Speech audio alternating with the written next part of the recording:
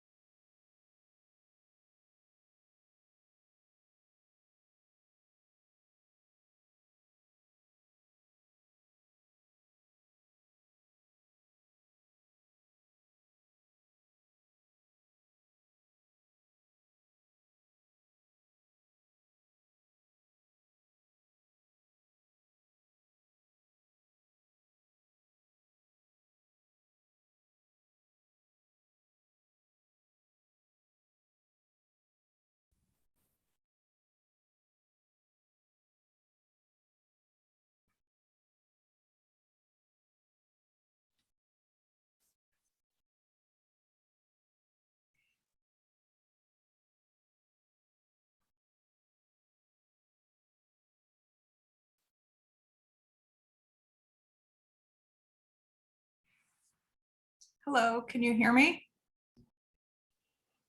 Hi, yes, I can hear you, yeah. Can you Hi. hear me okay? Yeah, sounds good. Awesome. Awesome. I was just checking. I want to, because I'm going to show clips. I wanted to make sure I had it optimized or whatever correctly. Oh, okay. Yeah, no problem. Yeah, sure. Makes sense. So where are you at this moment in time? Sorry? Where are you? Where are you Oh, phoning in from? I'm in the UK. Near, I guess closest city would be like Sheffield, if you're familiar with. Okay, Britain. sure. Yeah. Sure. Yeah. So yeah, I was gonna travel to Vegas, but then yeah, it was too close call with visa issues and getting in, because it would be like I was meant to present on the 10th and I was like getting in on the 9th after 18 hours of flying, and I was just like, oh no.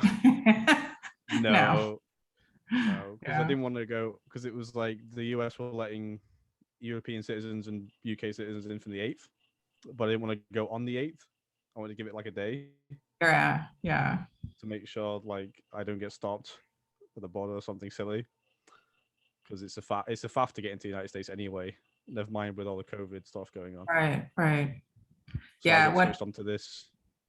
Yeah. Well, it seems to have worked out really well having both in person and virtual. So that's good. I just, at the time we had to make decisions about what panels, I just wasn't ready to commit to going to Vegas. Yeah. So it turns out I think it would have been fine. But happy. Yeah, domestic travel seems okay for the United States. It seems, but it was just internationally. It was just strange. Yeah, yeah. Well, it's just kind of a hot mess. I'm commuting between California and Washington State, and there are no crews, there are no gates, flights are canceled, they're late. So I'm hoping by spring it'll be better. But yeah. Yeah. Oh, that sounds awful. Yeah. It's nice to be back though. I like being in the classroom. So yeah, I'm still teaching virtual at the moment, but yeah, I was teaching from like in person from March, because the UK universities they really wanted to push for in-person teaching like early 2021. So we was teaching from like February in classroom, but yeah, at the moment I'm doing some remote stuff. Yeah. Just how circumstances are. But yeah, so there was no like in-person teaching in the US at all? Oh yeah, there is. Last academic year. There wasn't. I mean, some schools were open, but the California schools weren't. The California public schools weren't. The University of California and Cal State went remote. There was just, I mean, the standard was everybody was worried about it because we're especially this area is very short on hospital beds. So it was really about that, Right. which turned out to be a good call, I think. So. Yeah, cases in the UK have been all over the place since it started. Yeah. It's spiking. Supposed to be spiking back up again, but in terms of like serious cases, it's very minimal. You know, hospitalizations are very minimal actually, but the general cases is kind of getting governments alarmed. Well, at least the UK government alarmed. Yeah. Because that was the thing. While I was applying for visa stuff for the US, they were debating like bringing in more restrictions so people can't leave the UK and stuff like that. And I was like, oh, for God's sake. It's like, no. Yeah. It's an interesting time. Yeah, it's funny because it's like 2020. It's like, oh, it'll be back to normal by 2021. Now it's 2021. It's, oh, I'll be back to normal by 2022. And then 2022 will be, 2023 will be okay. It'll be the new normal. Yeah. Hopefully by 2025. So it's a lot better. It's just a lot better, I think. Oh yeah. It is. Yeah, absolutely. I mean, yeah, I knew people who just weren't going out for anything during the first like major lockdowns. Like I was still like going to supermarkets and grocery shopping and stuff like that, but some people were just like, no, I'm like stepping out my house, etc. Yeah. I had friends like that who were like holding packages for 72 hours before they would open them. I thought was insane, but you know, whatever makes you happy. Yeah. I guess at the end of the day. Oh God, I couldn't think about that. What about your food shopping? It's just sat on the side 72 hours. Can't put it in the fridge. Well, they're thinking like delivery, you know, when you deliver it. Yeah. Excuse me. Yeah. So do you have anything you want to test out for presentation or anything? No, not really. Not really. I just kind of click. I ended up just clicking the button by accident, and then I opened Zoom, and I was like, "Oh, okay." Okay. Yeah. So I thought I was just joining it. I'm not used to the what's the thing, the whatever the app is. Yeah. So I was just like, I clicked on it, and yeah, here I am. But no, I mean, I assume I can share screen fine. Yeah, because all I've got is a PowerPoint, and I haven't got anything too cool like clips. Well, here comes Dawn, our mighty leader. Hello. Good morning. Hi, Dawn. Hi. Good to see you. Hi, how you doing? Hi, Eamon. We finally meet. I know, right? What time is it for you? It is 9:30 p.m. Okay. It's not too bad. Okay. So yeah, it's been a strange day because it's just most conferences I've been to, it's like you kind of start like 9:10, and this has just been I started like 9. Yeah. just a day of just waiting for the conference thing to happen. I did check out a few of the other streams, and there was some interesting stuff going on, but Oh, good. yeah, nothing too consistent. Good. I'm looking forward to this panel. I think it's going to be quite interesting. Seems to be some interesting things. Yeah, I'll be right back. I'm going to run and grab some paper. Hang on. That makes, no worries. Oh, tea at the last moment. Excuse me. God.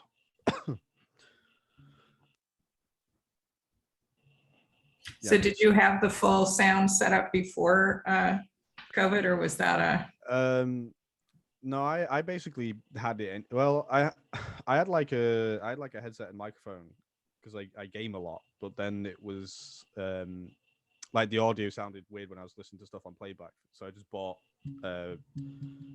this microphone because it like clamps onto a desk and stuff, and you can move it around. It was only like 70 I don't know, dollars, I guess. So it's not too bad. I think it's a good investment. I think, and the way that UK is going, a lot of like teaching is casual, remote casual teaching, at least for like graduate students at the moment. Yeah. So just having the kind of the proper microphone and stuff is great, and not having some big bulky because sometimes it kind of makes my ears uncomfortable, especially when I'm trying to teach and stuff. And you have this kind of like really big, heavy headphones on. So it's nice just to have the earphones, good mic. Yeah. Great. Yeah. Oh. So Don, I tested my film clips. They seem to work fine. Excuse me. Whether the download for other people is a question, but Yeah. So Okay. Sounds good. So are you feeling strangely known by the not psychic?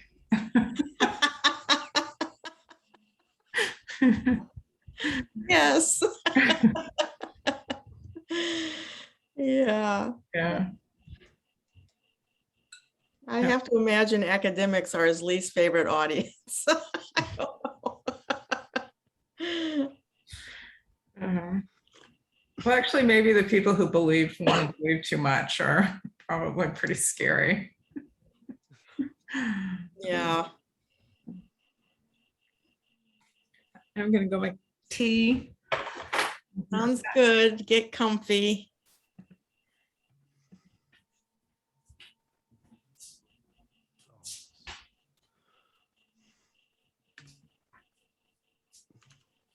All right. Sorry, excuse me. Oh. Yeah, I moved house like 3 weeks ago, and I've just been sick on and off. Since the move. Oh, shoot. Yeah, it's been fantastic. I'm hoping it's not too bad now when I'm trying to talk. Yes. Like you want that every 2 minutes be coughing down the microphone. Yeah. Well, at least you have a drink of water there to help you out if. Yeah, well, if I drink it at the moment, I'm going to drink it before the event starts. Yeah, that's true.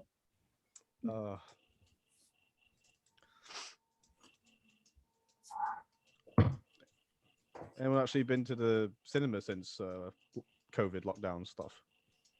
Did you manage to get to the cinema, anybody? No. You know, I just haven't yet, and I really want to. Yeah, I want to because I want to support the independent theaters in my community more than anything. But it's just been so convenient to stream from home and not worry about COVID exposure when it's been really bad. It's actually still really bad in my area, so I'm just kind of waiting for things to get a little better before I venture out. But I do miss it so much. Yeah. I catch James Bond, what's obviously a great British event, right? I did it. That was my first movie out too. Yeah. It was kind of a strange film, actually. I was kind of surprised at the direction they went with it. Yeah, I was disappointed, but yeah, James. Well, no spoilers, I guess. But. I thought you were going to say Jane Campion because I've been waiting to see her new film. Yeah. When you said James, I thought you said Jane. No. I saw that, and I saw June in IMAX, in like a town nearby. But that was insane because it's the first like proper it's like IMAX 4DX or something, and like the seats are moving and stuff. Oh yeah. And I didn't realize it was like that stuff. So I had this like really expensive. I was like, wow, this seems expensive, and then the guy's like, oh, I had a coffee. He had a coffee, and I took that, and he's like, oh, you're not allowed coffee in this bit because Kevin, just checking. Because your chair moves, right? yeah. He's like, oh, it's a scalding hazard. You're not allowed to take the coffee. And I'm like trying to drink this fucking hot coffee, and then like, oh, you gotta go buy these glasses. I was like, oh, for God's sake. And then like it's weird because the trailers, it was like still very visible. So you could just see everyone kind of moving about and everything rotating, and everyone kind of looked awkward. It was the strangest experience I've had, I think. Oh, interesting. Watching these, I don't know if I'll do it again. It's weird. I was meant to go watch June without all that stuff. Let's see. Let me just talk to Ray for a moment. Yep. Ray, how do I claim host? Hi. So you're the chair. You're the presiding officer, right? Yeah. So do you have the participants tab open? Yes, I do now. So in the lower right corner of the tab, do you see the button claim host? No. Oh, yes, I do. Claim host. Got it. I mean, the panel will go on, like there's no issue even if you don't claim host, but it's easier for you like mute people if their mic's like on accidentally and all that. Okay. Yeah. So it says I need a host key. Oh, that should have been included in your email. Oh. I've got it. Dawn, I have it. It's Okay. 202121. Okay, thank you. Because I have to do this tomorrow, so I'm using you as Okay, okay. That seems to have worked. All right, perfect. And if you have any technical issues, you can reach out on Huva, or I think Craig and David, everyone's like on standby right now. So Okay, whatever. so just one quick question. Does everybody have the share screen automatically? Can all the speakers share their screens? They should be able to, but if you want to test your functions out right now, I can wait. Okay. Eamon, can you share your screen? I can share. Yeah, I've got the Okay. option. Okay. So I can't think of anything else. Do you all have any tech questions while we've got someone here to? I think. I'm all good. I think I'm all good. good. Okay. Great. Yeah, if you have any questions, please reach out. And hi, Eamon. Glad to see Hi, you. Ray. Made it to Zoom session. Yeah, I made it in some capacity. How was the panel? How was the panel? Oh, it was wonderful. Surprisingly and delightfully engaging. I'll say that. That's good. Mhm. That's awesome. That's really good to hear. Or you missed it. Maybe you'll come to the UCLA one next year. Possibly. Let's hope. All right. Happy conferencing, everybody. I'll jump out now. Thank you. Thank you, All Ray. right, take care. Hi, Tommy. Nice. Hello, everyone. How are you? Good. Doing well. Nice to see you. Good to see you all. We're just waiting for Josie.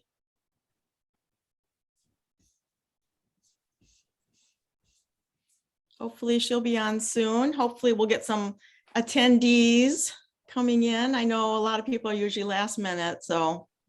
Yeah. Or late. That's all my like teaching's been so far. Has been that people turn up 5 minutes late, and I'm like, oh yes, no one's coming up. No one's turning up. I can leave early now. Late. Don, late. do you have to open it to everyone? Because I was on one, the first one I tried to get into today, it didn't really open until after the time. So I don't know. Like, Oh, we have one set of access maybe. right. Okay. That was a question. I wasn't sure. Yeah, I do actually know, because obviously we're all presenters, so. Yeah, I don't see anything I don't see a waiting room or anything like that. My understanding was that at a certain time, people would be able to stream in. Okay. So that's automatic. Yeah. I see 15 people have marked it in their agendas, so, or it says 15 attending, Okay. intending to attend. Yeah. Okay. So realistically, half that number, of course. Golden rule. I enabled a waiting room. I don't know if.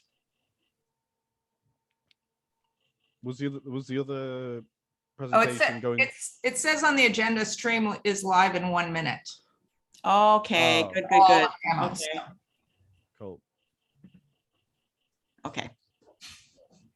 Oh, why? Because that would be when it's starting. Yeah. 140, yeah. Yeah. So while I have the three of you here, I assume we're just going to go on the order that was listed in case people are dropping in to hear specific papers. So that would be Catherine first, Josie second, and then Eamon third, and then Tommy, the final paper. Is that good for everybody? Okay. Hopefully Josie shows up soon. If not, we'll go ahead and get started since she's the second speaker. And we'll have some time in case she's running late. Yep. Sounds good to me. And will we do the question and answer collectively at the end? Yes, we'll do it collectively at the end. And I'm just going to read your brief bios as each of you get ready to speak, if that's okay. That's great.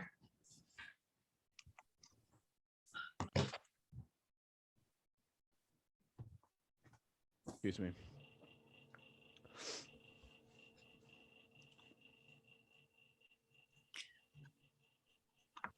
So it looks like we're recording, but I didn't hit recording. Are these automatically recorded? Yeah, I think so, yeah. when I came in, it went on immediately. Okay. So Craig must have set that up. Here's Josie. Hi, Josie.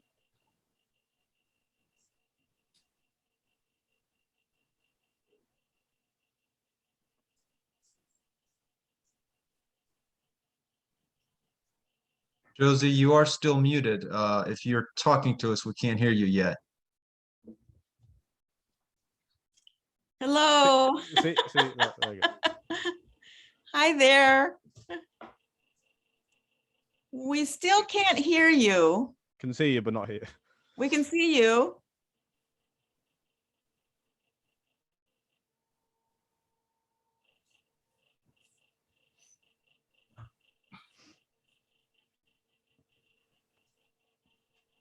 Is your volume turned up?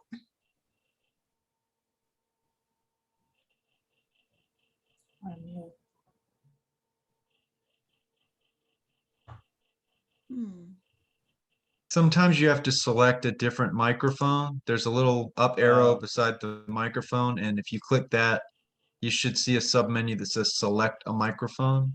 Yep.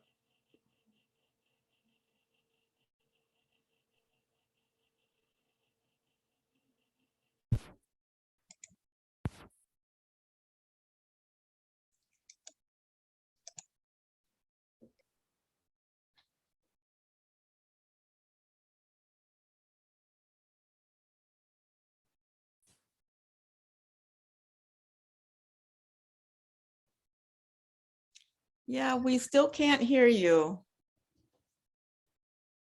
Hi, Carol Ann. Welcome.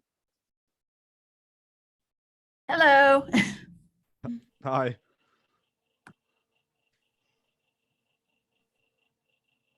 But it's picking up the audio because the box is lighting up, but I just can't hear anything. Unless it's anyone else can hear and I can't. But... Am I talking now? Yes. Yeah, there you go. There you go. Okay. We've got you. Great. Awesome. I like that question. Am I talking now? That's a great existential question. Oh my goodness. Yeah, welcome. We're so happy to have you here, Hi. Josie. Yeah. So we have Tommy, I think you're from the East Coast, right? Are you, oh, you're not at the conference proper. You're on the East Coast. And then we have Eamon and Josie in Europe. And so it's night for them. So, and then Catherine and myself, we're on Pacific Coast time. So we're afternoon. So thank you everybody for making adjustments to your schedules to be here at all different times. We so appreciate it. And I see David. Hi, David. Welcome. Hey, Don, how are you? You did great at that calling Oh, cloud yeah. event. I used all my best talents for that one.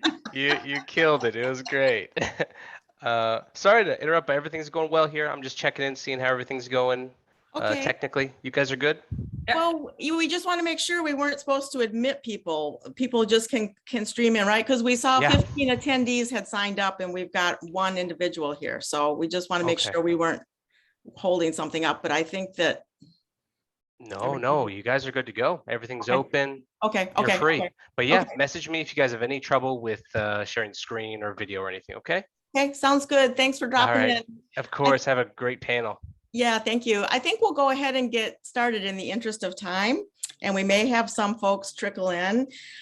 So welcome everyone. I'm Dawn Dietrich. I'm a professor at Western Washington University, and I'm happy to see everyone here. And I know we'll have a great discussion, even if it's just a small group listening to the papers and having conversation. So thank you so much for being here.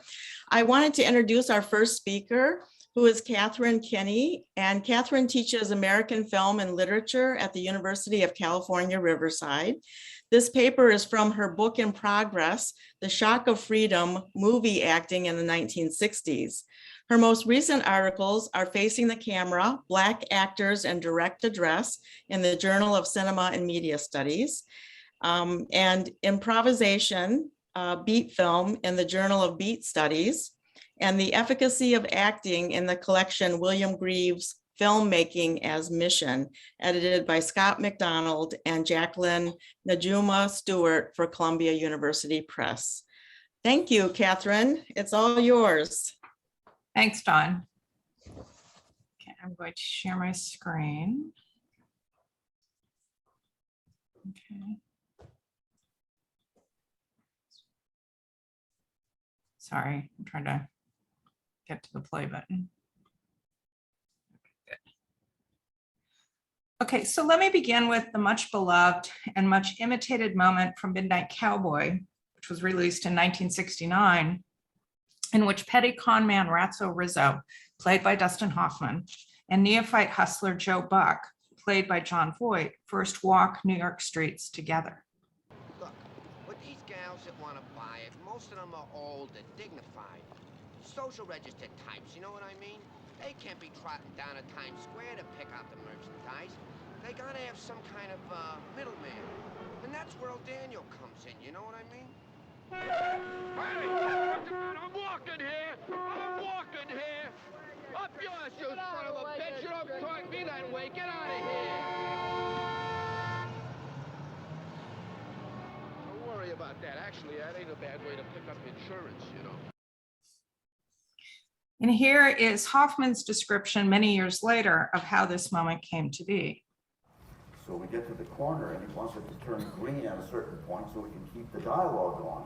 And we kept doing take after take after take, and it's a red light, and we have to wait. He says, cut, and he comes out of the van. So we finally get it to the, we got to start further back. So now let's start even further back. So we finally get it about the, whatever it's 15th take, and we're so happy because we can feel it. We're at this point in the dialogue, John and I, and we're at the corner, and it turns green, and we're able to keep walking, and a fucking cab. That was me. And the truth is that this is the way the brain works. What was in my head was, we're making a movie here. And just as I want to say that, I realized, oh, you can't do that. So the brain changes it to, I'm walking here. But it was really what was being said for me was, we're shooting here. That's it. Hoffman's story illustrates the frustrations, risks, and possibilities of shooting on the street.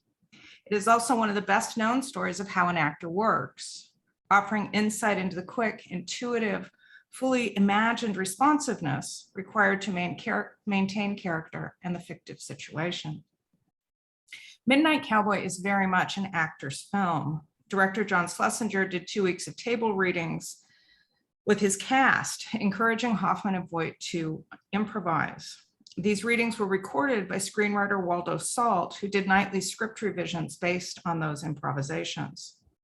The crew spent a week or more doing shooting rehearsals so that the cameramen could pace the actors as they walked the streets, perfecting their characters' distinctive strides, often shooting with extremely long lenses from a block or more away.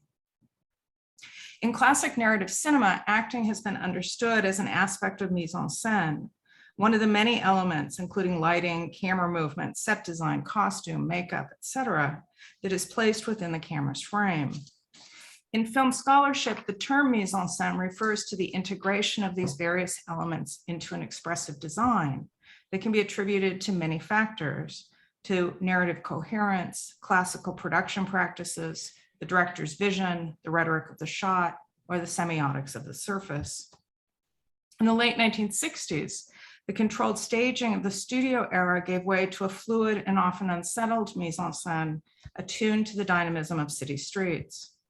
In Midnight Cowboy, the film's characters meet the challenges of the street with a desperate theatricality. Acting is endemic to the mise-en-scène, giving actors a particular kind of authority.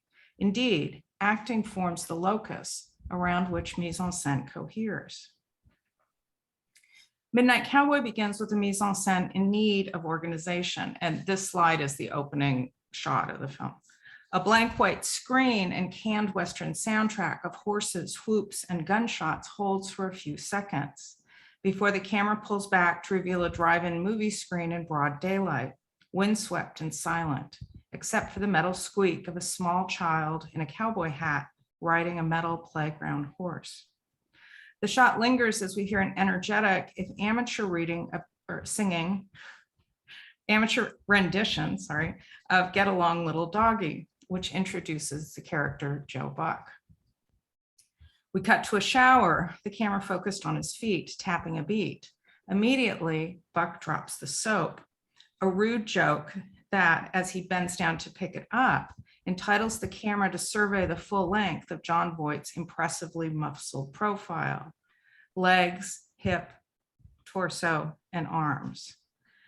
This nudity signaled something new at the movies in 1969, an attention to the body uncovered, deregulated, and vulnerable that empowers the actor's claim to the camera and to dramatic space as a shocking presence. With the actor's body so revealed, we witness a performance of costuming and assuming a character.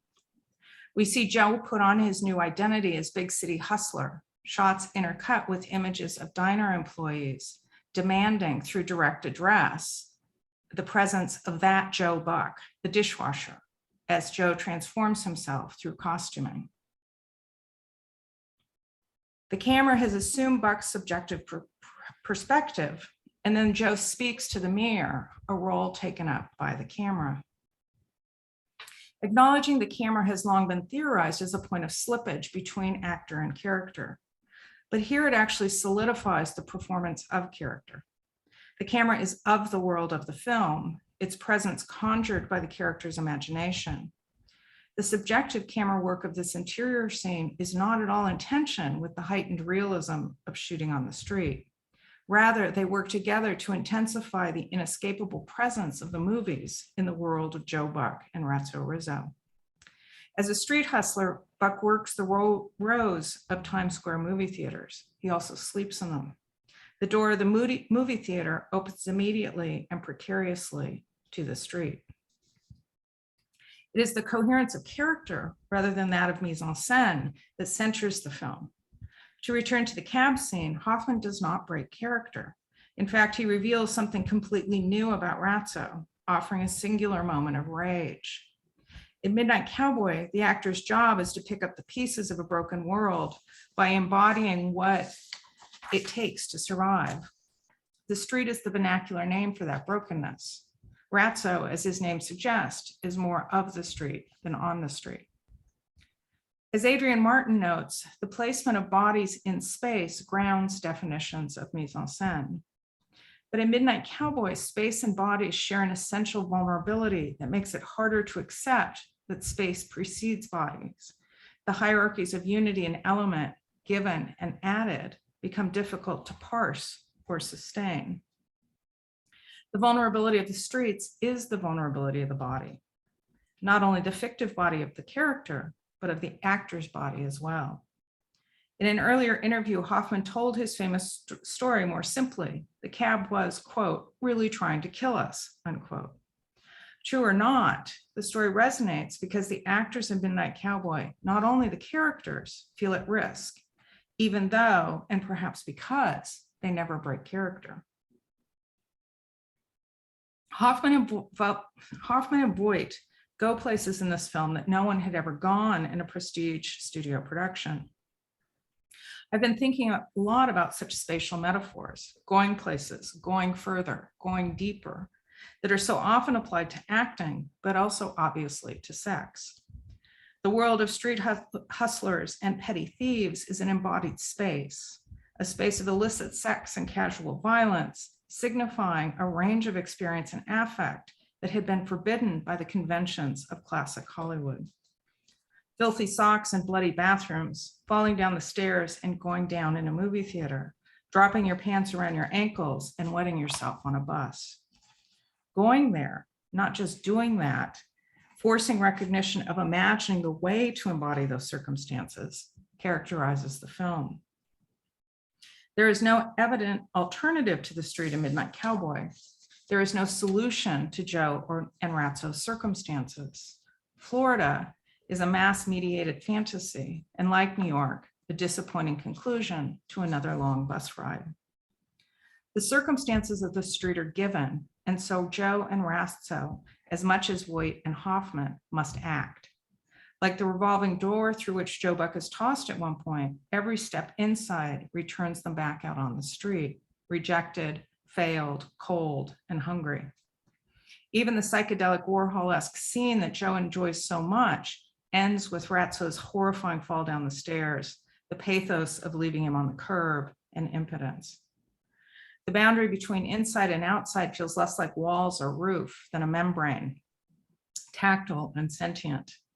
Space takes on the affective resonance of the actors' performances. This is most apparent in Ratso's apartment in an abandoned building with windows covered by a skin of paper and boarded with a large X that anticipates the film's assault on the standards of the day.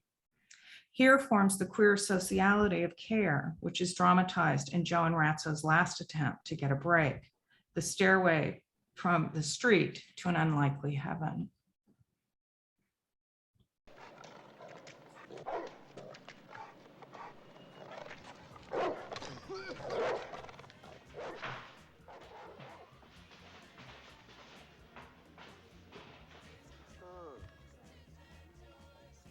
Hey, you all right?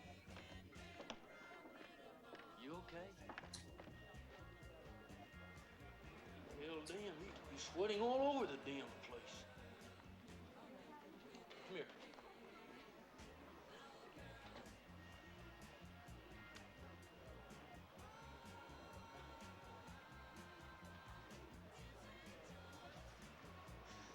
You got a comb on you? I don't need a comb. Here. A few dozen cooties ain't gonna kill me, I don't guess.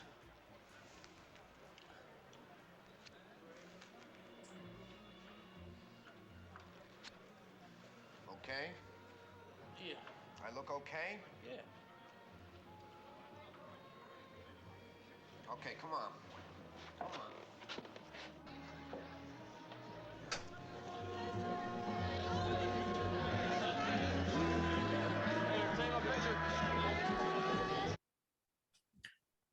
Of all the gestures in the film, this is the most unexpected and poignant. Joe Buck offers an inspired improvisation. Faced with Ratso's sweat-drenched face, he uses the only thing at hand, his shirt, to swab it. Whoever conceived this gesture, Voight has to make it up in order for Joe to discover how to persist at the foot of the stairs Ratso can't climb, how to recognize the distance between them, how to respond with care and attention, how to pursue, once again, the break that never comes. The scene speaks by touch, the feverish forehead to the taut belly, the comb to the matted hair, the suspicious glance Joe gives his hands after smoothing down Ratso's hair. Only actors can make these things happen. This intimate scene is both tender and grubby, an affective appeal which, more than the scenes of sex or violence, make embodiment the film's most powerful form of address. The body cannot be left behind, but neither can it ascend. The weight of these bodies belongs to the actors. In closing, I want to briefly consider Clute, which was released in 1991 and stars Jane Fonda as sex worker Bree Daniels. Here too, the body is uncovered, unregulated, and vulnerable. The relation of this body, the woman's body, Jane Fonda's body, to the mise en scène is not reciprocal, but hostile. As is well recognized, the mise en scène of Clute is organized by surveillance. The streets, once again, are New York and embody the vernacular of a broken world. Include, however, we see not only the street, but the view from the top as well. The high-rise office of Peter Cable with its mural of the moon landing, the sign of an unreachable power, where Bree's secretly recorded voice plays repeatedly on a small, elegant tape recorder. The film begins with a version of this recording, perversely separating Fonda's voice from her body.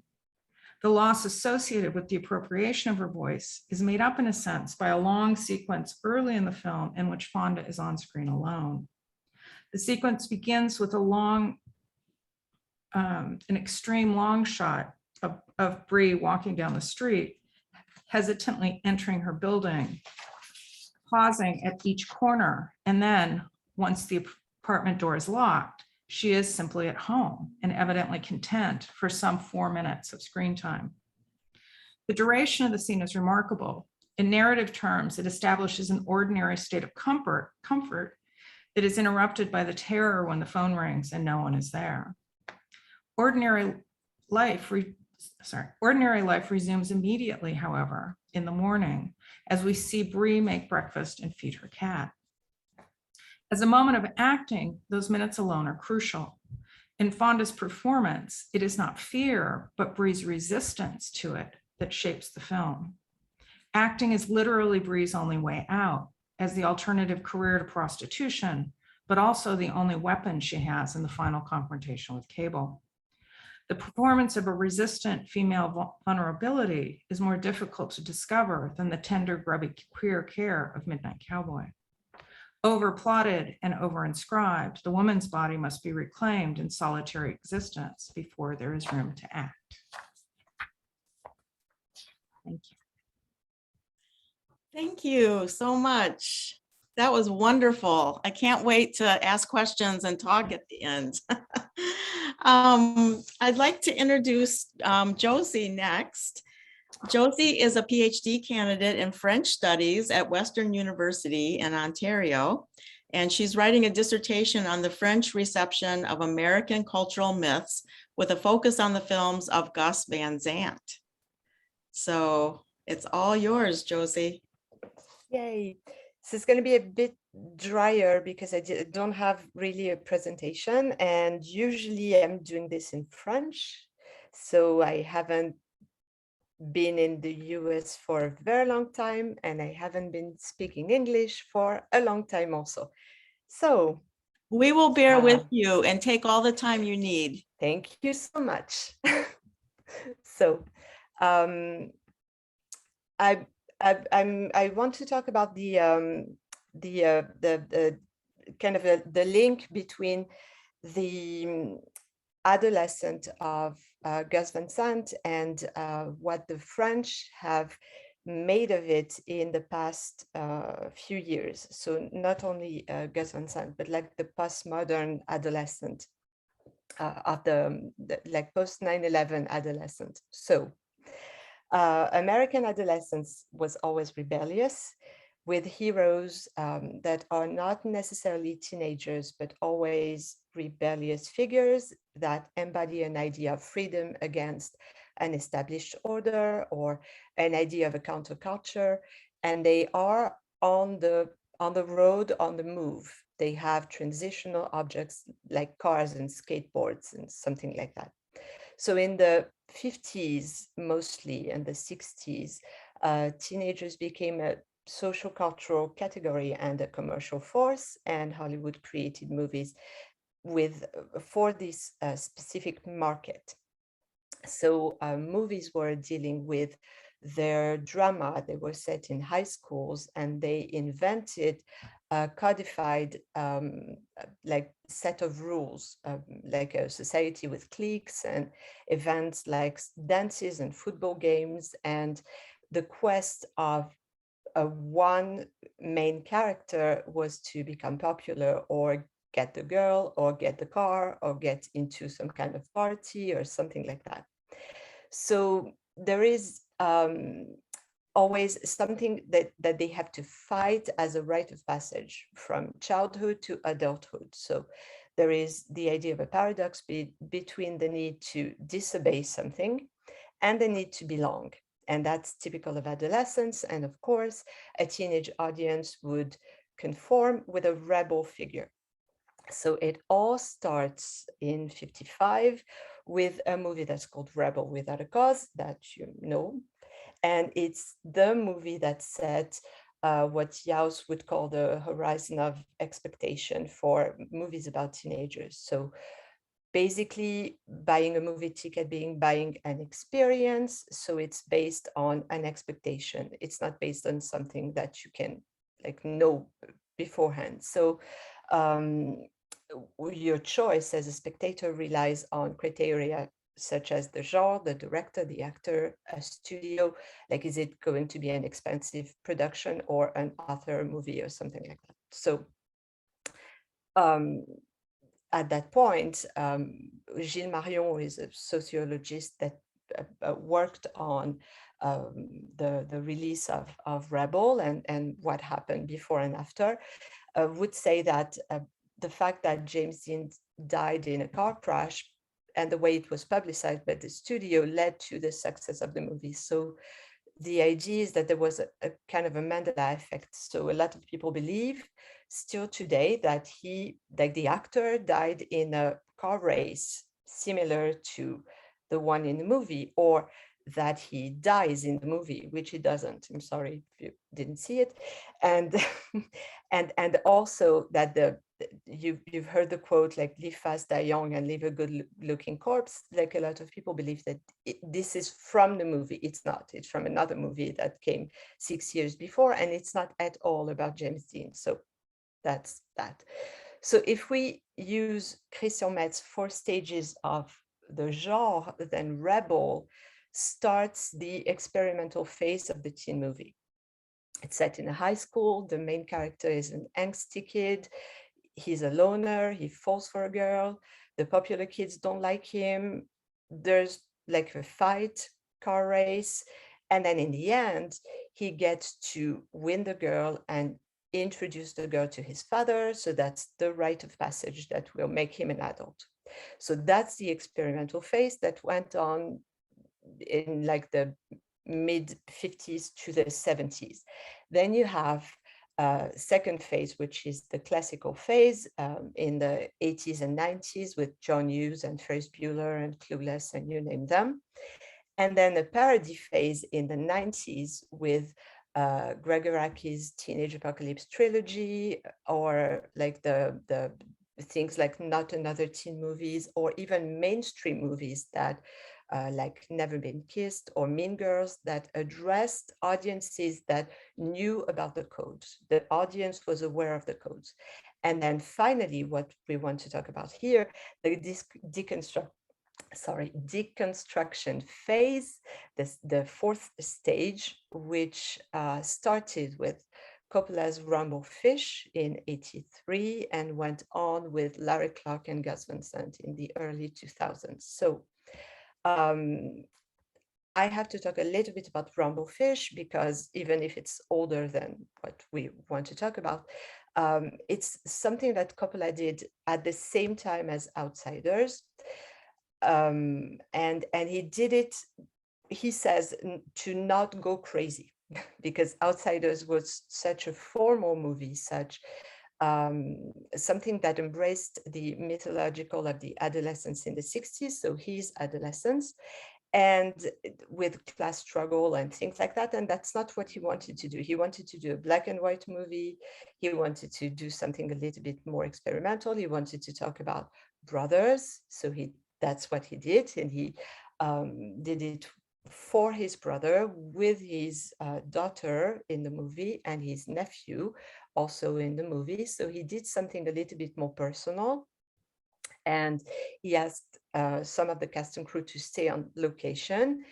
So where he was filming Outsiders, which was in Tulsa, and he adapted another young adult novel from the same author, and he did something very personal.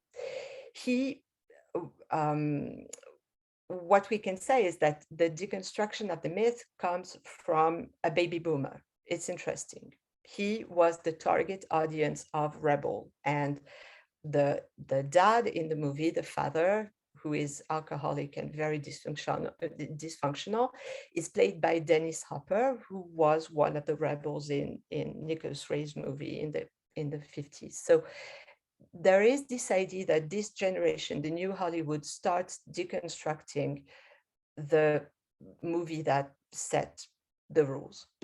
And so the plot is simple and a little bit like very simplistic, more than simple. So you have two brothers. One of them is Rusty James, is going to be the main character, and the other one is Motorcycle Boy. He has left the city, was a legendary like gang leader or something. The younger brother is not as like he doesn't feel worthy of the brother's legend. And he decides to fight a rival gang to prove himself. As he's dying, the brother comes to save him. And from then on, he tries to help him not be violent, basically, and not be one of the rumble fish. So the movie is in black and white. We see the movie through the eyes of the older brother, the Motorcycle Boy. And he has this kind of like Daltonian thing where he sees everything in black and white, but the fish. So the fish is in color, and we can see the fish in color, and we can understand that the key of the movie is the fish. So the fish is some kind of metaphor for the adolescent's violence. So the fish is the kind of fish that fights each other, and they fight even the reflection in the aquarium. So it's the idea of being closed, like in a closed space, and fighting whatever double you can see. So that's what's going to be interesting afterwards. So Rumblefish is present through the early work of Gus Van Sant, of course, because the main character is played by Matt Dillon, and Matt Dillon is also the drugstore cowboy of Gus Van Sant. So there's kind of affiliation here. And the deconstructed figure of teenagers fighting doubles came to life with Elephant in 2003. So when Elephant comes out, we're 4 years after Columbine, and we are in a post 9/11 America where it doesn't make sense to get the girl or get to the party or get the car or whatever. So there's no car anymore. They have skateboards now. So, and the teenager, the post 9/11 teenager is not really a loner. It's not even an individual, really. It's kind of a tribe. And this tribe is installed in the same kind of codified society that a high school is in films, because we know that now. By 2003, we know the codes, we are aware. And there's no parental authority, nothing to rebel against. There is only one father in the whole movie, and it's John's father at the end of the movie. He's drunk. He cannot drive a car. He cannot take his son to the high school, and you can see the car like going like in the not being able to go straight. And he's played by Timothy Bottoms, who used to play George Bush in the show That's My Bush. So even the country doesn't have a leader at that point. There is like this political idea that America is just like the high school, like we don't know where we're going. So at the beginning of the 2000s, French critics start noticing what they call a detachment. They call it worrisome. They say it's a détachement inquiétant in the way the American teenage characters are depicted. So there is Van Sant and there is Larry Clark. And the films came the same week in France. In October of 2003, Elephant came out. It just had a prize in Cannes the summer before. And Ken Park, Larry Clark's Ken Park, came out at the same time. So there is like a new postmodern masculine body, if you want. Like it's not an individual character anymore. It's a tribe, it's a horde, it's the idea of a pack. They have skateboards, so they do not move the same. They move through like some kind of concrete jungle, I would say, and they are kids. They used to be older actor playing kids. They are real kids, teenagers, so they do not have the same bodies. They look different. And this is something that the French critics and movie makers are going to embrace at that point. So the idea is that these new characters are middle-class characters, because it's also the death of the middle class. And they are kind of sliding through something that has lost its appeal. So there's no American way of life anymore. There's nothing reassuring about the middle class. The houses are not reassuring. The families are not reassuring. The foyer, nothing is the same. So the movie starts with, there's no redemption, basically. So the movie starts with Ken Park, a teenager who kills himself at the skate park. We don't know why. We are going to explore his friends' lives in order to maybe find out. Some of them talk about him, but that's it. They don't know why either.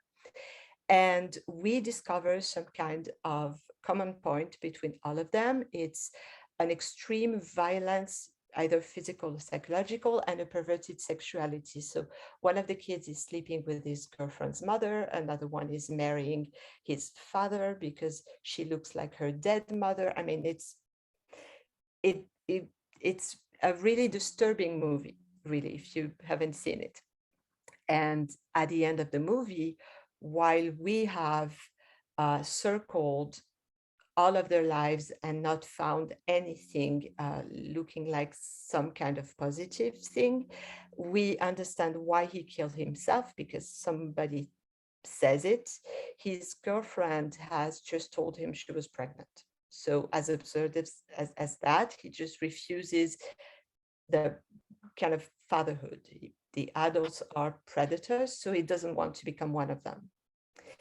So Elephant and Ken Park deal with the same kind of figure, the postmodern wandering adolescence, the adolescence of errance.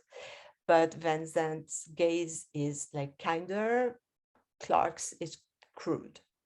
In both cases, there's no angst because there's no crisis. There's no rebellion because there's no redemption. There's nothing to gain. Like there's no rite of passage. There's just like what some people call the rite of passing. So that's it. In the end, you die. And a French response to Ken Park could be Bang Gang. So it's subtitled Une histoire d'amour moderne, so modern love story by Eva Husson. It came out in 2016. So in a southern French city that looks a lot like an American suburb, middle-class kids on skateboards have sex parties in the age of social media. That's the plot. There's no real plot. It's just a summer.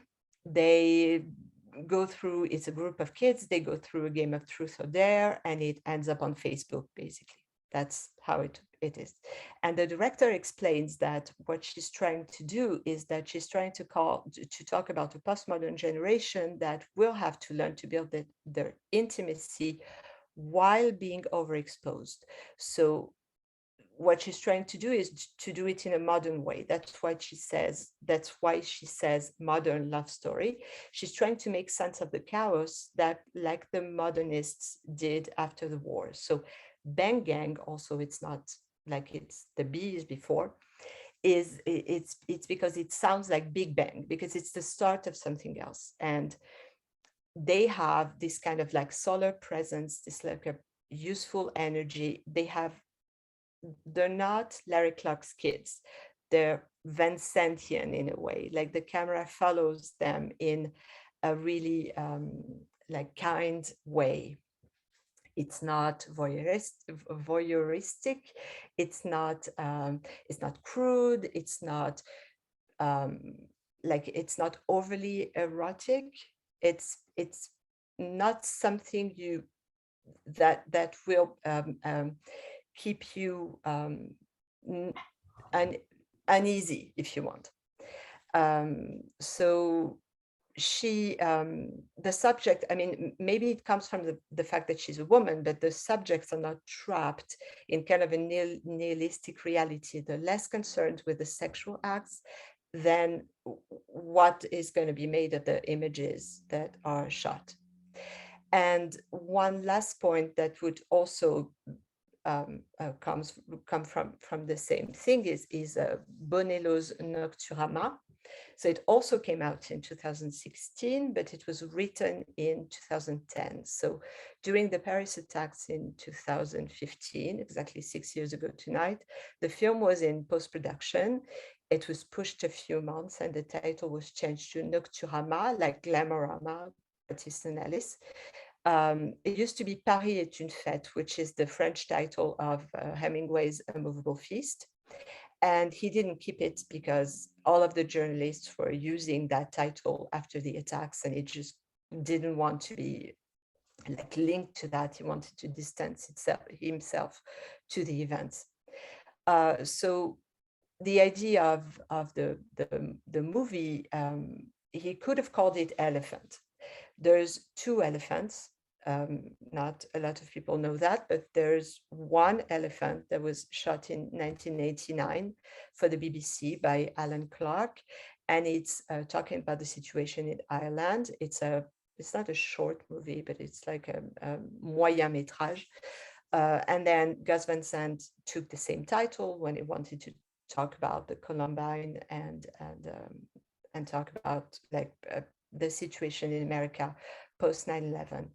And Bonello showed Clark's movie to the crew the night before they started shooting. So that's what he had in mind. So the movie is shot in the streets of Belfast, and it's 18 shots, 18 times the same thing. 18 times somebody follows someone else, shoots him, he's dead, and then so on. There's no dialogue, there's nothing, just like an idea of something absurd that happens 18 times.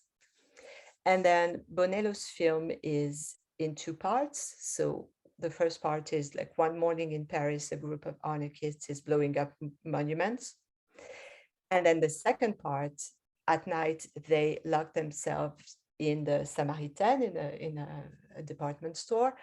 And at that point, they are trapped in some kind of codified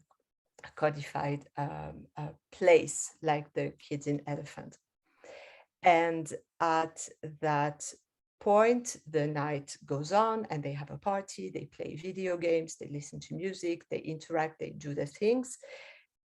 By the end of the night, the police comes in and kills them one by one, just like the terrorists in Elephant. So it's a different take, but the same idea in the way it's filmed.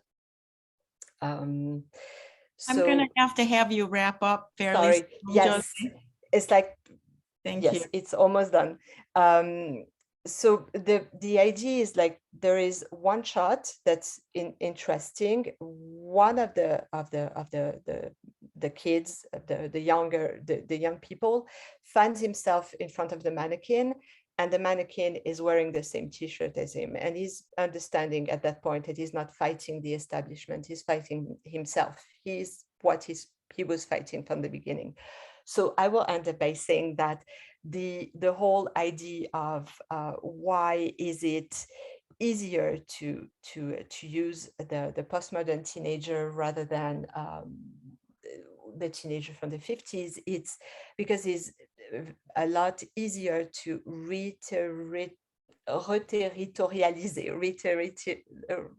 I don't know how to say that in English. So it's like, it's a global teenager. So it's easier to put him back in the same thing in a new territory. And the two situations of the US after 9/11 and France after 2015 is of course not the same, because it's not the same thing that was fought, that was attacked, I mean, but the idea of the adolescence being this kind of a global thing that you can address the same thing through is, well, it makes sense. Sorry. No worries. Thank you so much. You did a great job of providing all that content without any visuals. We stayed right with you. Thank you. I saw so many connections with your work and with Catherine's. I'll be anxious to follow up with some questions afterward. Thank you. Eamon, I would like to introduce you next. Eamon Reed is a graduate research university student at Edge Hill University.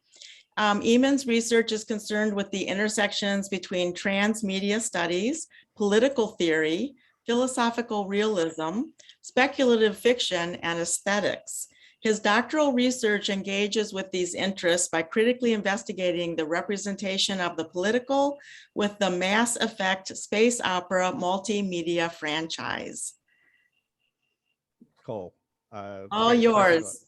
Let me just, I haven't got any moving stuff. I'm not that cool, but I have some pictures and stuff like that. Everyone can see that okay, I assume? Yes, we can see great. Awesome. So the title of this kind of paper is Transmedia Elasticity. I need to kind of move the little boxes. Just one sec. The mobility of objects and qualities across Mass Effect's Transmedia Storyboard. So essentially, this is an intervention into debating speculative realism over kind of objectal relations between media forms. And kind of, so it is essentially a comparative media topic. And let me just get into it because I'm terrible for time management and I'll just ramble infinitely. So let me just get into it. So, need to go back on. Is it going through? Okay. Yeah. In the contemporary media landscape, there are numerous competing and conflicting storyboard texts, usually deriving from large media franchises. There are licensed comics, films, video games, television shows that all derive from larger historical storyboards. Some of these texts are adaptations and translations. Some of these texts are original derivatives, new extensions of existing storyboard objects. There are also unlicensed fan fictions, memes, and post appropriations. The quality in the sense of aesthetic judgments, good and bad works of translations, adaptations, and extensions is not really the question that I'm interested in today, although it can be debated. I'm interested in kind of these kind of processual dynamics around elasticity, what I'm calling elasticity of text objects and textual qualities. So there are different kinds of mobility or elasticity. I'll give a more general example if I'm moving on to my case study. One form I think is quite interesting to look at from at least an economics perspective is platform mobility. So where a set of text objects migrate from one platform to another. The reasons for such migrations, if you want to call them migrations, are typically economically, commercially orientated. You know, why license your IPs to a non-controlled platforms, external company, when you could create your own digital platform for media consumption? I think Disney Plus would be a great example of this. In this form of objectal mobility, and I say objectal and not objective to avoid confusion, IP securitization and commodification are incredibly significant. The significance of IP regimes in general and the dynamics of what Alexandria George calls intellectual propertization is true for other kinds of medial objectal mobility. But today, I want to focus on the contemporary state of a historical phenomenon, transmedia storyboards. So below, I'll define transmedia in exact terms, but the general idea is that storyboard content is distributed across multiple platforms, and such content forms a more or less continuous or discontinuous whole. I focus on transmedia, the Mass Effect storyboard in particular, because it seems that contemporary transmedia storyboard content best exemplifies my argument concerning objectal mobility. Objects, and this is kind of the motto, objects and their qualities are elastically mobile. They are flexible, but not bounded. And this is a response to the two kind of flanks in speculative realist thought over static objects and processual dynamics. They're stretchy, but like an elastic band, if they're pulled and stretched too far, they could snap. I'll maybe get to that later. If there's any questions, do you clarify what snapping looks like? I use the Mass Effect storyboard as a primary example to illustrate what this kind of what I'm calling flexible rootedness, objective elasticity means with the immediacy of this context. Most because my PhD research concerns Mass Effect. So Mass Effect is a military space opera multimedia franchise owned by the video game publisher Electronic Arts and managed by the developer BioWare. Mass Effect is concerned with humanity's place with an alternative interstellar world, extrapolating from our current historical predicament, at least at the time of 2003, 2007, when they was conceiving of the idea. The first video game, the first textual manifestation of the story world, begins in the middle of an unfolding narrative. So in 2148, humanity discovers xenotechnology on Mars, a very common space opera trope for those who are familiar with the genre, technological remnants of an ancient civilization. This leads to fast and light travel, discovery of extraterrestrial life, integration into an interstellar body politic eventually, that humanity does. So eventually, humans and aliens are thrown into an intergalactic conflict over a race of ancient machines. They're called the Reapers that harvest organic life every 50,000 years. So this kind of harvest is justified through recourse to a very common science fictional argument that advanced synthetic artificial intelligence will exterminate organic life completely. Think Terminator. So the Reapers preserve non-organic species and harvest advanced ones. So species develop, reach civilizational peaks, and harvested. But this paper is kind of less about these science fictional themes today, and is more about kind of the what I'm calling the elasticity of Mass Effect's objective manifestations. They can be stretched, mobilized, transcribed, altered, but these processes do not erase the identity of the objects in question. What is, I think, my central kind of point. So theoretically, I draw from Graham Harman's version of object-oriented ontology, OOO. I'll explain in more detail what it is below, but the kind of general idea is it's a realist philosophy committed to the idea that discrete individual things exist and really exist and withdraw from direct contact, whether human or not. So we do not get past what Hill and Ben Susan in Indexicalism term situated description of things. It should be noted that my reading here is not totally congruent with Harman on the entirety of arguments. I'm much more interested in this mobility against and not stasis. But I am committed to this idea that objects should not be collapsed into each other. And I think the problem with transmedia sometimes is different objects, different texts are collapsed into each other. And that would be a point I'd advise against. So let me define in a more substantial way what OOO is, because I can't take for granted that everyone's familiar with OOO, OOO. And then I'll outline transmedia, a little bit definition of transmedia, more detailed one, and then we'll go into some concrete examples from Mass Effect. So OOO claims that reality is all reducible to objects. The world is made up of objects and the relations between them, not facts as in Wittgenstein or events as in Badiou and so on. Each thing, a person, a volcano, a video game character, is unified, Harman, and both display and conceal a multitude of traits. Harmonic objects, to quote Harman, need not be natural, simple, or indestructible. They need to be autonomous from relations. So objects emerge as something over and above their pieces, while also partly withholding themselves from relations with other things. This leads to what the kind of the separation of what Harman calls the real from the sensual, and I'll explain those two terms below.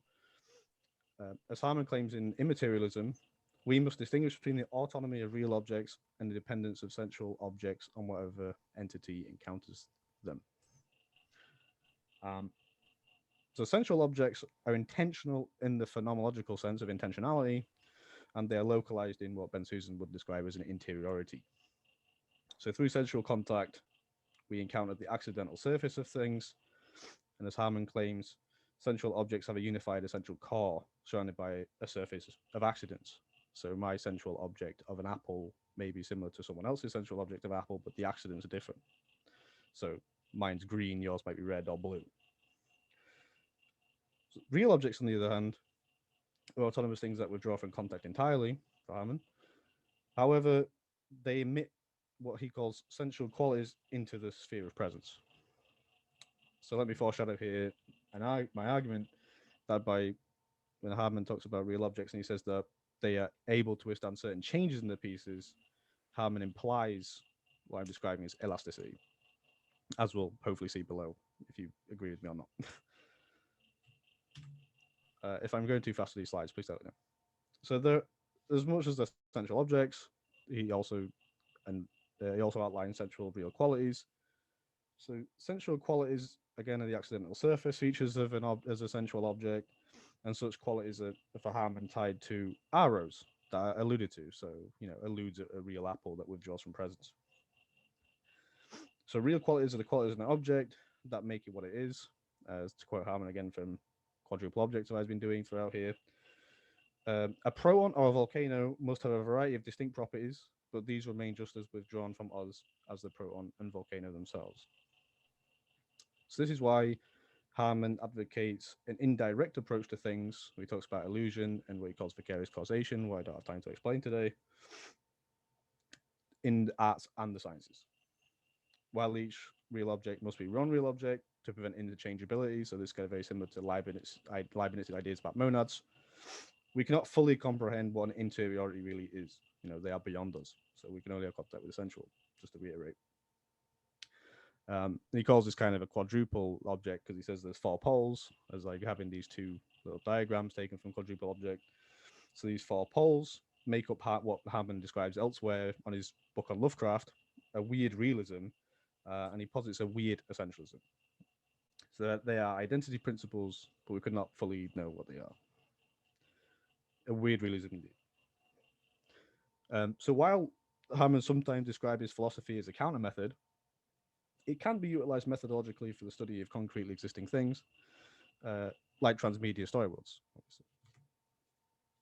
So transmedia, according to the early conceptions, vis-a-vis Marsha Kinder and Henry Jenkins, excuse me, sorry, requires the dispersal of aesthetic elements systematically across delivery channels and platforms. The purpose of dispersal is the creation of a unified entertainment experience involving storytelling, distribution, and engagement. So the experience in question is irreducible to its parts.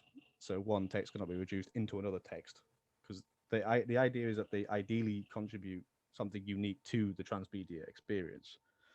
So transmedia is a set of relationships across media, but it also, there's no single model for what transmediality looks like. Mass Effect is not the same as Star Wars or something else. Different models are different. Different kind of, well, the objective qualities are different, essentially, if you're following Hardman's logic. So in applying these kind of theoretical ideas, the weird realist approach that I take Transmedia Storyboards emphasizes what we call this kind of stretchiness, this elasticity, in 2 distinct senses. Firstly, the elasticity of textual objects themselves. So different objects or proper names can have differential, and I say proper names because, if we're talking about fictional items, we're talking about the proper names of fictional items, can have differential appearances depending on textual format in question. But this does not mean to say that such things are different objects in each case. Same object, proper name, different manifestation, textual manifestation. So for instance, characters could be understood as autonomous units, able to withstand certain changes in the pieces. They are elastic units, can be stretched. And in a second sense, fan content and fan engagement, so like fan fiction, can lead to reappropriation and elastic appropriation of storyboard objects and qualities. So a new object, i.e. the fan text, is created. So we follow kind of Hardman's logic on his writing on art. The fan, the storyboard, in its concrete textual manifestations, for example, how characters appear, are all co-ingredients in a process of objective creativity. So in this sense, elastic stretching could be comprehended as a creative praxis or practice. So in the case of characters, it's a very common transmedia debate on how different the characters appear. So here I have 2 different characters from the Mass Effect universe. I won't go into that detail too much, it's not relevant here. But Jacob and Miranda, so male on the left, female right, the top 2 images. So in each image, the character appears differently, or at least I would argue that they have a different appearance because of their textual affordances, specificities, different media affordances. But it would seem odd to claim that they're different objects, and some critics, including Scolari, claim that they would be different objects. But as Ben Susan argues via Kripke, pointing to something through a proper name identifies something independently of any specific description. So characters, objects qua proper names, are elastic objects that exist within an imaginative story world, at least in Mass Effect's case. Very sorry. So as Pearson claims, an imaginative story world consists of named existence and perhaps an invariant setting, though the setting can be expanded, but the properties of existence and their destinies may vary from text to text. And this destiny is elastic, in my conception. So the properties of existence, so i.e. the characters Jacob and Miranda, are elastically mobile, same existence, objects, proper names, different manifestations. Characters are also qualities of the story worlds they belong to, as story worlds are also real objects in a Harmonian sense. So story world qualities are not exhausted through textual manifestations, they're such qualities as themselves elastic. In some sort of story worlds, central characters are key to transmedia expansions and extensions, and Jan Noel Thorne argues this. For instance, the figure of Master Chief in the Halo franchise, we don't have time to describe what Halo is if you're not familiar. So as Harvey argues in his work on science fiction, fantasy, transmedia, the kind of revisiting the central figure in that franchise suggests that mythology and lore alone does not afford transmedial expansion. In the case of Mass Effect, the real qualities of the central character, the player character, as it's the main text of a series of trilogy of video games, the real qualities of the character itself are elastic and can be stretched, as can be seen here by how the character may appearance and these type of modification sliders to nose, eyes, whatever, and also in terms of what types of player choices make while playing the games. So there's no singular main character. There's different head canons of what the main character is. And interested in the transmedia expansions, what happens here is that you see you don't ever see any type of representation of the central character as you do in other transmedia story worlds, but they mark the absence by indicating the character's existence via reference to a proper name. So the proper name alludes vicariously to the character without a visual representation of the character. And let me get to a kind of final example to fan fiction. So Mass Effect fan work, we could see it kind of as what I've described earlier as an elastic reappropriation of started objects and qualities, stretching the franchise source material through rewriting of narrative encounters or the creation of new narratives. In much of the fan fiction, the weirding or queering of human, non-human sexual desire and sexual encounters is a common theme. Fans create sexual encounters that the official transmedia text do not afford. As Kenney writes, the fan is constantly engaged in a process of interpreting the text in a way that can connect it to the fan's own desires and experiences. Enacting sexual and romantic desire for alien partners might go against the canon, but the fan work functions as a way of transgressing the game's instituted moralities. So here, Mass Effect's objects and qualities can be seen as having elastic affordances. They cannot be exhausted by official canons. So the characters themselves, here we have a fictional version of the player character having a romantic relationship with an alien that is not afforded by the actual official canonical text. I've included this one because this one was way less pornographic than most of the other ones. There's the insane amount of porn to do with Mass Effect. It's insane. So this can also be seen as kind of a political act, a site of political negotiation. So Mass Effect's the particular dynamic of subverting official content is arguably a political act. So players, readers, viewers of Mass Effect transmedia content can disagree and contest official texts. And again, in this sense, Transmedia Storyboards are also sites of political negotiation. And as Lima states, Oh, we're losing your voice. Oh, is that better? Is that okay? Yeah. Yeah. Awesome. You're Sorry. back. Maybe the microphone moved.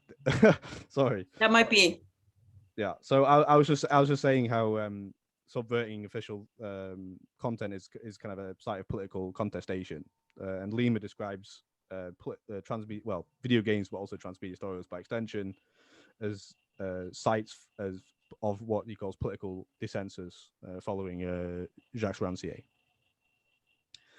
And let me kind of quote Lima more directly. So he states, concerning Mass Effect specifically, video games are simultaneously a site of consensus with defined yet implicit rules about who should play, which forms and bodies should be represented, and a site of dissensus, so contestation. Fans can reappropriate content through elastic practices, as we've seen with the fan fiction. Transmedia here can be understood as a site of political contestation negotiation that also affects the kind of the central realm. So far I've been talking about real qualities and their expansion across text and their elasticity, but also in terms of our political, ethical, and moral beliefs in themselves elastic in a certain sense. So I think elasticity applies to both the real, harmonic real, and our sensual or phenomenal, how we specifically view things in an intentional way. Obviously, if we at least accept certain phonological arguments for the sake of agreement to disagreement. So can one become more elastic in their thought? Can one become more open to difference? I've attempted to kind of pose these questions in relation to The Expanse, another space opera science fiction television series elsewhere, but it can also be posed in relation to transmedia engagement. So how fans engage and what the text, their responses to text and the responsivity to text. So I want to wrap up because I'm going for a while. My chest is starting to. So to conclude, I've argued that transmedia storyboard objects and qualities are elastic. They are flexible but not bound. Again, my motto comes back. This applies to both official production practices and unofficial fan work. These practices may be regarded as political, as transmedia content affords political contestation and representation. And official representations can be subverted and diverted by fan practices. So elasticity may not only apply to real objects and qualities, as in the case of transmedia characters, what's my example, but to central objects and their qualities as well, the elasticity of thoughts, beliefs, and viewpoints.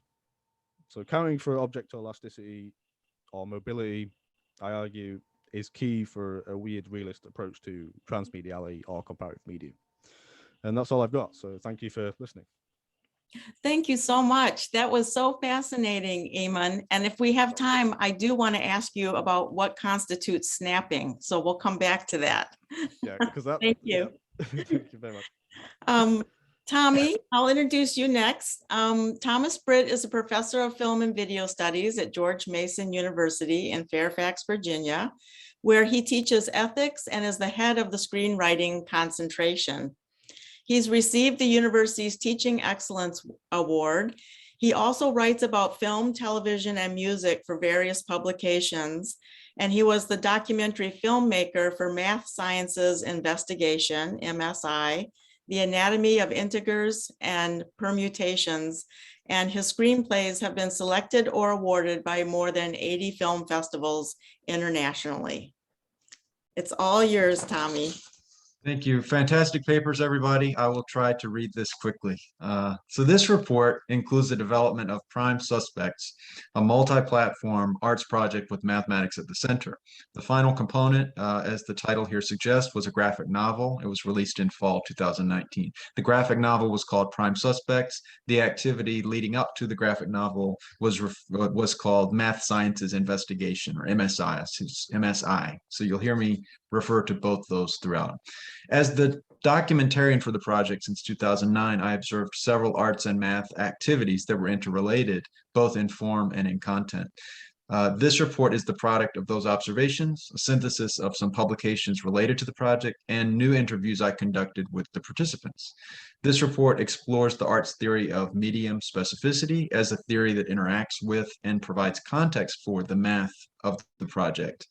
A project that began with mathematician Andrew Granville's comparisons of integers and permutations.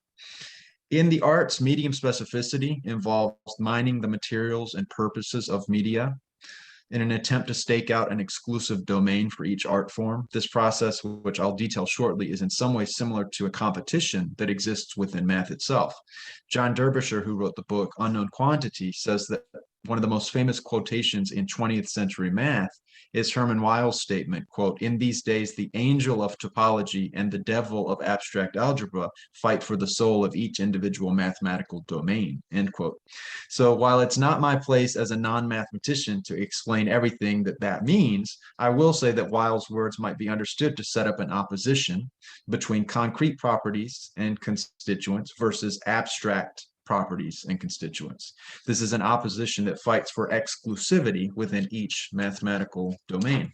Prime Suspects and the work produced in its original run as MSI, or Math Sciences Investigation, they've both created opportunities to test the boundaries and links between particular branches of the arts without engaging in the sort of opposition intended to establish or reiterate exclusive artistic domains.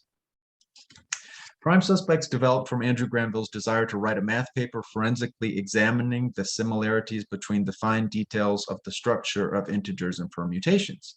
He and his sister, screenwriter Jennifer, collaborated on a math script, a film script about math called Math Sciences Investigation, which featured fictional forensic detectives who prove and interpret notions that appear in Andrew's mathematics paper, which was called The Anatomy of Integers and Permutations. These two forms, one a math paper and the other a film script about math adapted from the math paper, next spawned a type of stage play, as well as an unorthodox musical score to accompany the stage version, and then later the graphic novel. All of these works were premised on shared mathematical notions. Each artistic iteration involved distinct uses of medium-specific properties.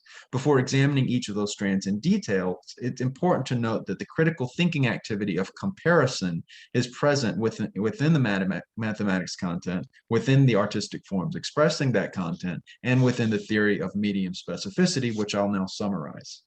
While several theorists and practitioners of the arts have defined medium specificity in various ways, it's Noel Carroll's definition, the specificity of media in the arts from 1985, that provides the most coherent framework for the assumptions, comparisons, and conclusions involved in medium specificity arguments.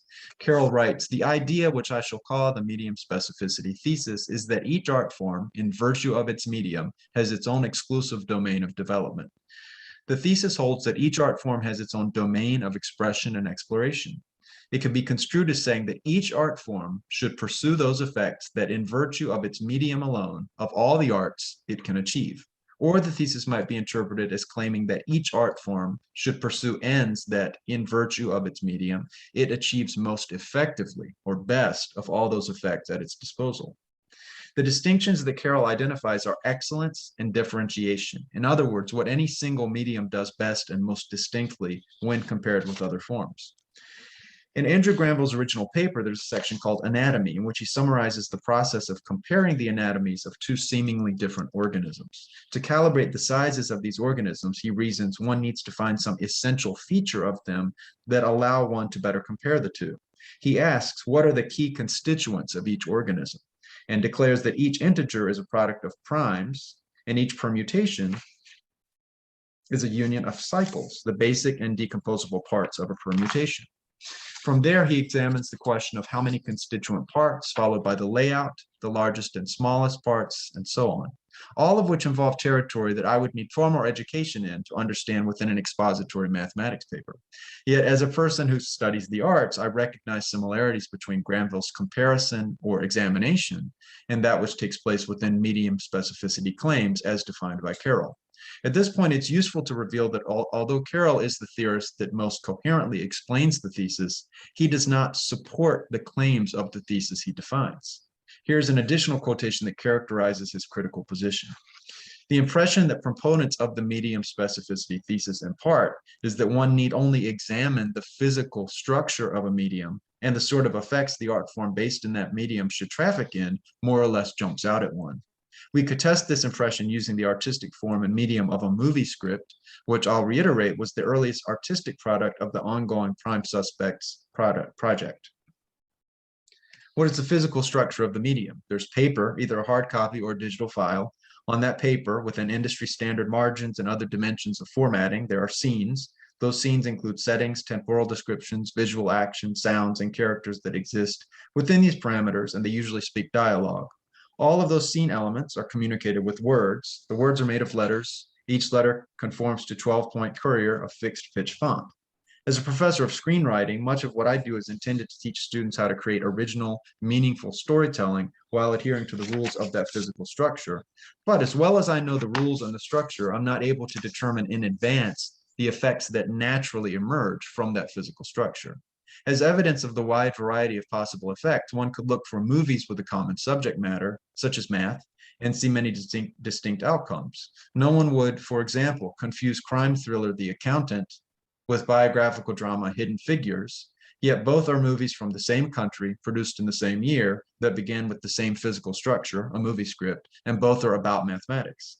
That reality reinforces Carroll's argument that it's not an easy task to identify the basic materials of a medium, let alone to move from a simple enumeration of its physical elements to the effects the art form embodied in the medium should be committed to explore.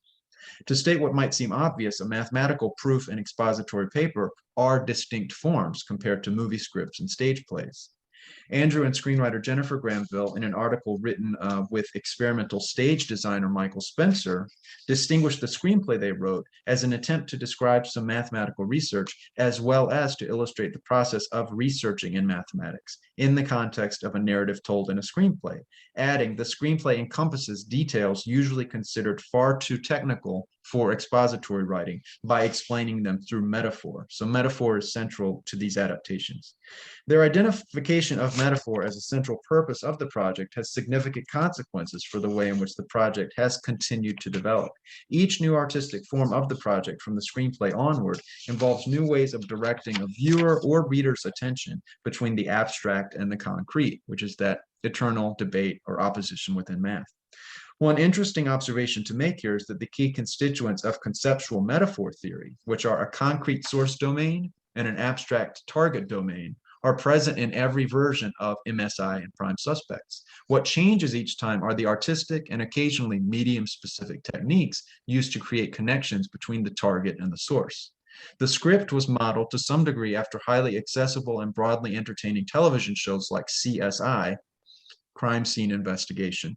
In the retrospective article called Writing and Performing Mathematics as Metaphor, Andrew expresses his aim to truly explain the mathematics, but also asks, how can one create a story that is not just window dressing for the detailed mathematics? His expressed goals are rooted in the elusive boundaries of form and content, which are related to the questions Carroll raises in a critical manner. That is, what does any art form do best and most distinctly? So in the interest of making a sufficiently dramatic screenplay, Andrew notes the need for good guys and bad guys, corpses, a story structure that allows ideas to be explained twice, and a reporter character that becomes a surrogate for the viewer and questions the viewer might have. Jennifer explains that the mathematical problem that was the genesis for the script had a beginning, middle, and end, and was in fact a story that could be told. These constituents are all consistent with those found in the long tradition of written stories involving detection, as well as in procedural television shows. That many of the narrative constituents within MSI and prime suspects are given an identity and function related to mathematics is one aspect that begins to distinguish this particular script from others. Jennifer also points out the traditional function of a movie script is that it is written to be performed. Though it was not originally an intention to perform this script, the next iteration was a rehearsed reading resembling a theatrical performance. This reading at the Institute for Advanced Study at Princeton in 2009 introduced a different art form with new constituents and new effects. So theater designer Michael Spencer, who I mentioned earlier, joined the MSI team to help stage the reading of the screenplay, and he describes his overriding aim to present the reading as theater. So it was a math paper that became a movie script, and now it's becoming theater. And he wanted to visualize the complex mathematics on stage, and he speculated that would make the reading more entertaining through visual parallels of the mathematical concepts. One result of the project becoming a theatrical event is that the use of metaphor started to be more complex. And here's an example. Spencer introduced operators who would stand on the stage or in the performance space separate from the actors. These operators would enact a performance within a performance, and this was the element that provided the creative visualization of the math. Sheets of A4 paper were the primary constituent of the stage design, and their metaphorical function was twofold because first, Paper is a tool of thinking and calculation, but paper is also used as the material to create the bodies from which the clues within the detection could be extracted. So this performance within a performance was a component shared by the 3 stagings of the script, first at Princeton, then in Montreal, and then at Berkeley. Notably absent from the design at any staging was the attempt to create naturalism or realism with which most movie and television procedurals are associated. Spencer's complex metaphorical use of paper to construct the set and the bodies would be very out of place in film. There's evidence for this, as a unique film such as Mark Regan's After Last Season has been widely received as a cinematic oddity for violating traditionally medium-specific aims of naturalism, specifically for its inclusion of sets made out of paper. Amazing film. I recommend you seek it out. In contrast to naturalism, Spencer writes that theater is about activating the audience's imagination, and this differs from film, where audiences are expected to be passive in terms of interpreting visual style. Yet MSI was not a traditional stage play either. Spencer recalls that none of the performance spaces have been conventional theaters, with the performances taking place in lecture theaters and another in a conference room at a hotel. He notes these are not spaces of illusion. The latest phase of the project and the culminating phase was prime suspect, and that's provided additional evidence that the comparison of integers and permutations as a subject matter does not belong to any one exclusive artistic domain. Having identified the parallels between the math comparison of 2 seemingly different organisms and the creative activities that express that subject, in the screenplay and the stage versions, I decided to interview the next group of artists with the graphic novel, intentionally using questions relating to math and medium specificity. Robert Lewis was the illustrator of the graphic novel. He describes his contribution as reinterpreting the script, the text, as a visual and sensory experience. Some of the physical structural components he identifies are pages, blank white rectangles, and panels, new compositions that must reference those preceding and following. I asked him about the basic elements of the medium he works within and how aware he is of those basic elements as he works with them.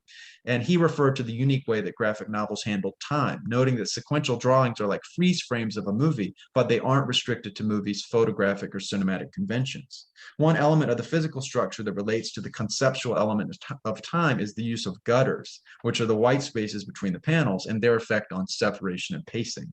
He points out that all the panels on a page or two can be immediately seen at once, and then the reader of the book can control the temporal and spatial experience by how long they look at any particular page or panel and the ability to flip back and forth. Apart from occasional movie experiments like Mike Figgis's Time Code, which does in fact offer the viewer 4 quadrants simultaneously, like a graphic novel would, Lewis is correct about these ways in which graphic novels and comic books are distinct from other visual narrative forms.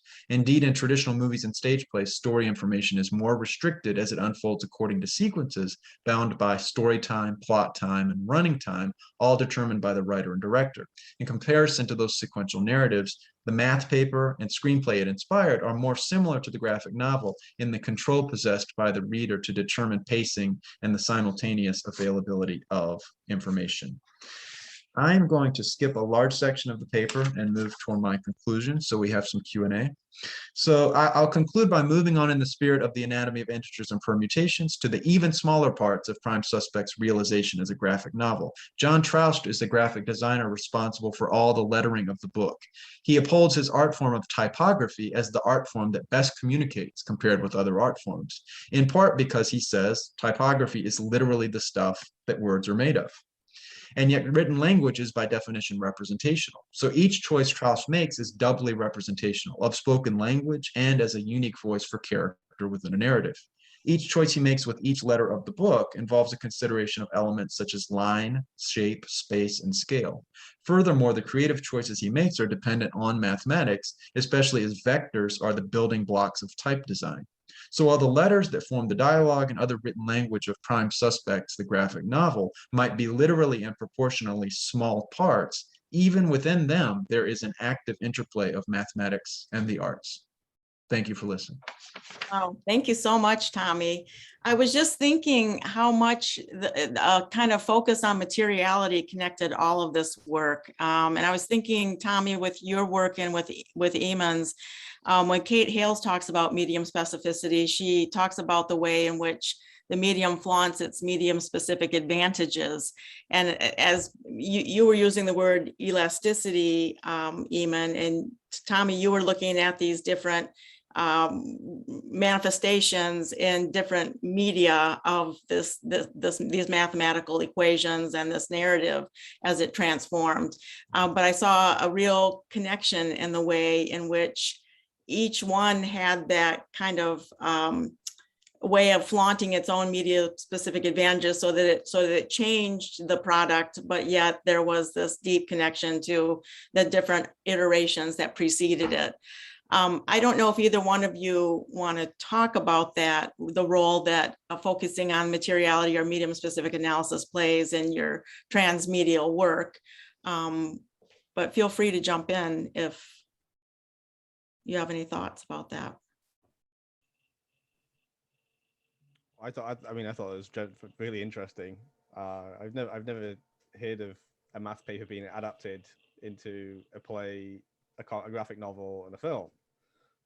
Such an incredible thing to see and do.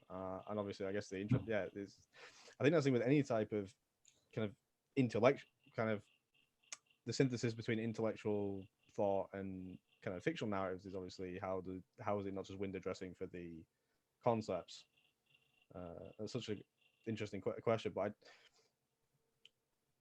I'm trying to formulate some thoughts as a question. I don't know exactly how to do so. I guess I could just ask if you see kind of the kind of abstractness of mathematics as kind of being some type of elastic thing that it allows it to be adapted into different forms or not. I don't know. I'm just trying to formulate it as a question. So that's what I've got to. Yeah, I think that's an excellent question. I think it might not necessarily be the abstract side, but more the topology, which is literally related to stretching. So when I heard you talk about stretching in your paper, I thought, well, there's the angel or the devil of topology, however you look at it. And so I think, so it is that opposition between the abstract and the concrete that for me relates to, for instance, I think adaptation studies is heavily involved with an opposition between the abstract and the concrete. There are the concrete previous realizations or maybe original realization of a character within a narrative, but then there are the speculations or the abstractions or the extrapolations that can be done with that character or setting or whatever. So of course, what's been on my mind lately is the question of whether adaptation threatens to erase the original in some cases. So that's where my mind's been at lately, like a ship of Theseus thing, where you're rebuilding something and it becomes something foreign to its original. Sure. I mean, I'm sorry, go ahead. No, I was just saying, because I guess when you think about, before you came in, I was talking about seeing June recently, but then we have the novels, we have the TV series, and the sort of controversial Lynch version of June. And I guess in each kind of case, to certain people, kind of you have a fixed reference of what this thing is, and then with different iterations, kind of the fixed reference sort of. Sorry, I'm not a microphone. The kind of the reference fixed thing, it kind of changes and transforms. You've frozen up, Eamon. Oh, not on my end. Not on my end. Oh, am I okay? Yeah, I think Dune is a great example, and actually, it would be an interesting study to take people who've only encountered one Dune each, and ask them after the experience, what is Dune, and see if they refer to medium specific properties. I also think Josie's description of the two elephants and also the effect of the two elephants on the French films is another sort of example of this thing. I'm such a fan of that Gus Van Sant Death trilogy, those films he did. So it was really, really entertaining and informative for me to hear about what those have influenced. Tommy, I wanted to ask you real quick if you were familiar with Paul Harris's work on Oulipo writing and mathematical analysis through chaos diagrams. It's a really interesting essay where he talks about how the computer is the site where mathematics and textuality come together, the way in which complex chaos diagrams were able to be visualized for the first time. And it's really interesting in terms of thinking about to what degree are the paradigms that you're invoking, have they emerged from digital culture? So if you're not familiar with that, I would recommend that you take a look at that essay. It's really interesting. And that was a question I wanted to also ask Catherine and Josie. I was thinking so much about how you are both really focusing on embodiment. And Catherine, you talked about the relationship of the body in space, and particularly to the relationship of the street and how space gets defined through embodiment. And Josie, you were also observing the way in which teenage bodies have been addressed or interpolated differently throughout filmic genres and periods of filmmaking. And I noticed that you referred to post 9/11 as this kind of where this kind of deconstructive mode really changed the way in which teenagers were had a kind of graphical representation to the street or to embodiment. And so both of you seemed really in tune with that. But what I wanted to ask both of you is, to what degree does digital culture or social media also provide this way in which the street has to be reinterpreted through virtual spaces? It seemed like you implicitly acknowledged that, Josie, in looking at how these films were changing and the role that digitization and social media played in the identities of teenagers and their relationships with each other. But Catherine, I think your films were earlier for the most part, and I don't know if you thought about, what happens to the body and its relationship to the street when we have virtual subjects now, digital subjects. So I don't know if either of you have thoughts about that specifically, but. Josie, do you want to go first? Sure. Try to think. Well, that's basically what Eva Husson was saying about that movie. I was talking about the Bang Gang movie. Yes. She was talking about the fact that she was filming them considering them in a modern way, meaning that she was not trying to show some kind of doomed generation, like maybe like the post 9/11 teenagers were shown, but she was trying to give it more of they are trying to reconstruct their intimacy through to build their intimacy through this new normal. And the new normal would be they're so overexposed that their intimacy is going to be something else, somewhere else, maybe more internal or something like that. That is the statement you made that I jotted down, and thank you for reminding me of that. I was so intrigued by that connection between they're so overexposed that they have to redefine their intimacy through this social media context. And I just found that so interesting. I think that changes everything. And I want to just think more about that myself. I don't have the answers to that, but I think it raises interesting questions about embodiment and affect and theories of new materialism. Yeah.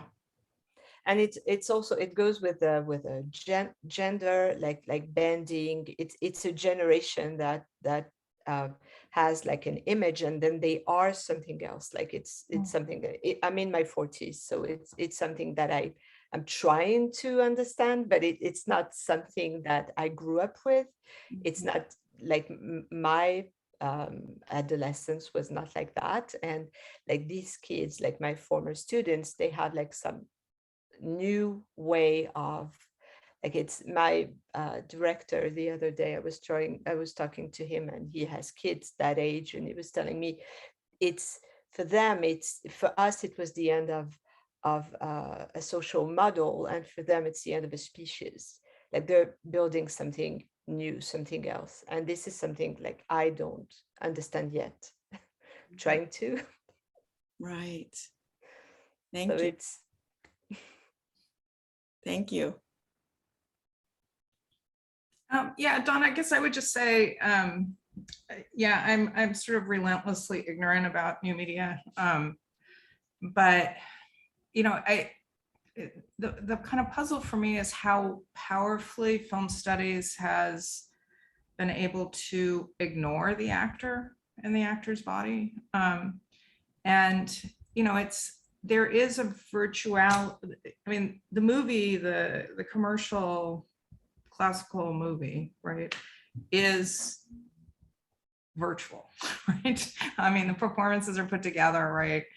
You know, the kind of theory for a long time was, well, performances were, because they're not sequential in time, and that's such a burden in the theater, right? You have to stay in the performance through actual time before live bodies, that, you know, it was really pretty strongly argued through the 70s and 80s that performances were created through post-production.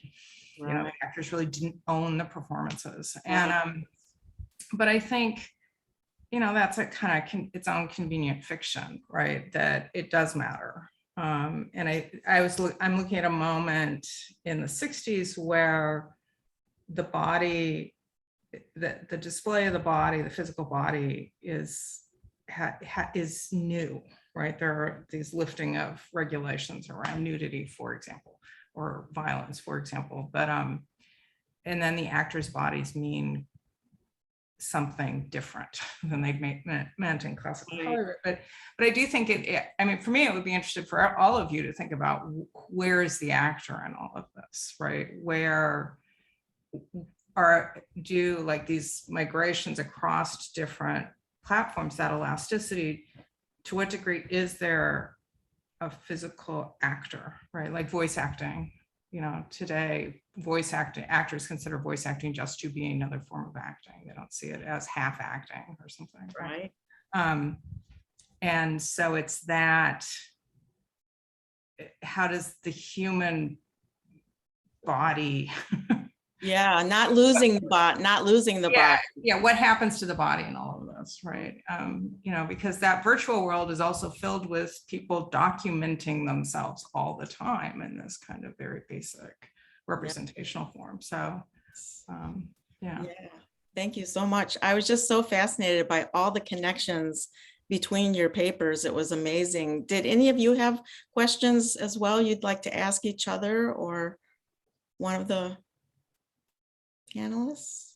I had a question for Josie, which was just kind of a process question for the paper. I mean, how the kind of lineage from Rebel Without a Cause to Gus Van Sant felt very tight and closed and causal. Is that a strategy for the paper, or, you know, because I'm thinking about, what about this? What about Lords of Dogtown? What about Rock and Roll High School? What about, you know, it's all linked.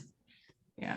It's all linked, but between Rebel and Gus Van Sant, there's River Phoenix. I mean, the James Dean of the 90s. So it's basically the whole Mandela effect. It's the same thing for River Phoenix and Minecraft Idaho. Like, basically people believe he died at the end of the movie because he died like he was left on the road at the end of the movie. So it's the same thing. So the movie became his movie. And so there is this whole idea of the authorship of the actor, which there was retrospective at the Cinematheque in Paris a few years ago, a retrospective of Gus Van Sant, and somebody did a presentation about the fact that it was not the authorship of Gus Van Sant that made sense. It's the authorship of River Phoenix, and that's he is the movie. So same could be said about James Dean. It's really the same kind of figure that is following and Lords of Dogtown. It's the same, like blonde angel, like it's the same thing that follows. Yeah. So the John is the same. Yeah. Yeah. So then is the shift to non-professional actors? Yeah. Is that well, it's a figure exercising that? He doesn't really care about the acting because he's like getting whatever works in the film. Like there's a scene in Last Days, again, blonde angel-like figure like Kurt Cobain, but it could be someone else. And like there's a scene where during the filming, some vendors just like knocked on the door and started talking to the actors and just kept it. So there is this idea of not needing a precise script and actors, and it's just about the figure. So that's, yeah. I want to add, I previously said I was a fan of that Death trilogy, which includes Last Days. Yeah. And what always strikes me about those films is that Van Sant has this remarkable spontaneity, like you just mentioned, when the people show up at the door. And yet, on the other hand, he's not shooting it with a video camera. He's not doing low budget cinematic conventions. He's shooting He's with a a painter. world-class cinematographer, Harris Yeah. Savides. He's shooting on film. So there's this spontaneity of production, but there's still an excellence of production technique. And for me, that's one of the things that, and Jerry is the most beautiful film of the three. And that also, I was thinking about your 18 cuts comment, and Jerry is 100 shots, 100 minutes. So the average That's shot it. length in the film is 1 minute, which is so long in film. And yeah, so I think that's what makes those movies really come to life for me, or the Yeah. mix between spontaneity and excellent technique. Yeah. And also you were mentioning Harris Savides, like his cinema changed with Harris Savides' vision.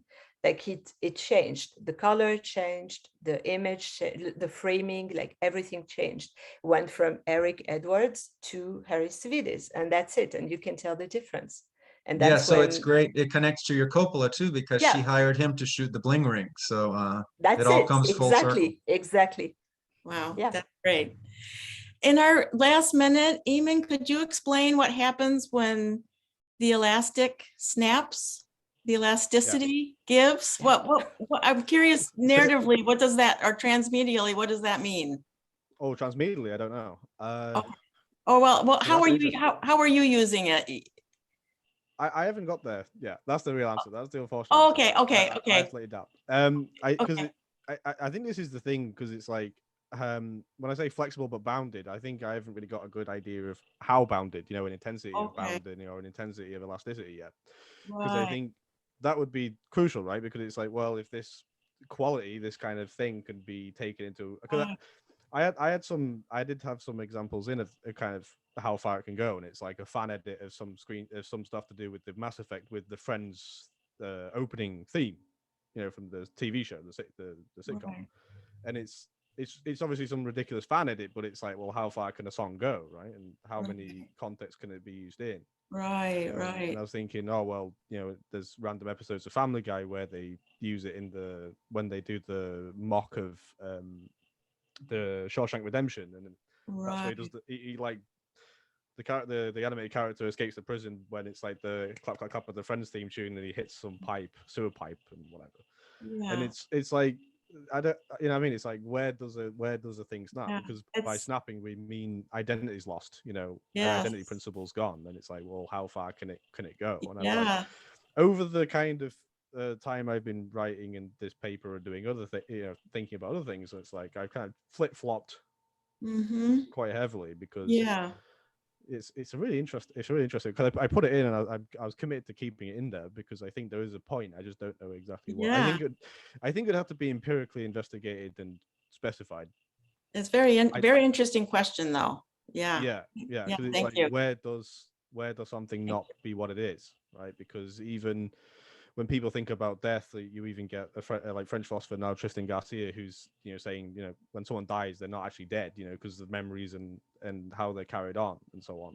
And even in Britain, kind of the conservative philosopher Roger Scruton saying the same thing about death and whatever, and was using it for defenses of inheritance tax policies and all sorts of crazy things. And their argument is that after death, they continue on in some new way. Right. Very distinct from the Heideggerian perspective of we're being towards death, and being is not anymore. Is lying some toad. But anyway, I could go on forever about this. So I'm gonna stop. Thank you. I wanted to just ask one more question that Craig wanted me to put to everyone, and that is, are any of you interested in being the presiding officer for the Comparative Media Group next year at the conference? It's going to be at UCLA. And we start first by asking everybody who was involved with this session, and no worries if someone doesn't feel ready to step up. Craig and I can find somebody to step in and do this, but I just thought I would let you know that you're invited to be presiding officer if any of you are interested. I would commit to that as a English academic right now. You would or wouldn't? Would not right now. Okay. Same. Okay. I don't know if I'm going to be in the country. Yes, totally understandable. All right. Well, feel free to think about it. If you want to reach out and let me know you're interested, just shoot me an email and I will forward that message to Craig. But I just thought this was a phenomenal panel. I so appreciated all of your brilliant work, and the intersections were fascinating. Thank you so much for participating, everyone. And thank you to Carol Ann for joining us as well. I hope that you enjoyed the session. Have a good afternoon, evening, everyone. Night. Thank you, Dawn. Thank you, Dawn. Thank you, Dawn. Thank you, Take everyone. care. Bye, everyone. See you. Take care. Bye-bye.